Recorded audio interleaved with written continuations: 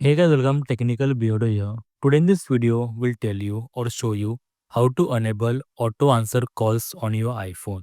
I know this might not be a most useful thing, but for some people it might be useful. So let's start the video and check out the method here. For doing this, do one thing, take your iPhone and go to settings. In settings, go ahead and scroll down and open option called accessibility. Once you open that, just below there will be option called touch. Okay, after touch, just go ahead and there will be option called call audio routing. Okay, go ahead and tap on that.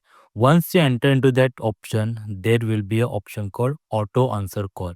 I know it's very technical, okay, but it is there.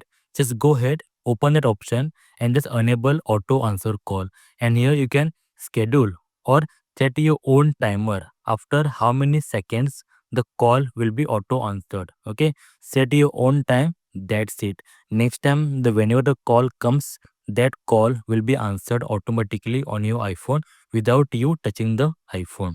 So that's it. I hope you got this trick. I hope it is a helpful trick. And if yes, then please like the video and subscribe for amazing videos regarding iPhone tips and tricks and iPhone solution. Until then, thank you very much. Bye bye. Take care. See you in the next video.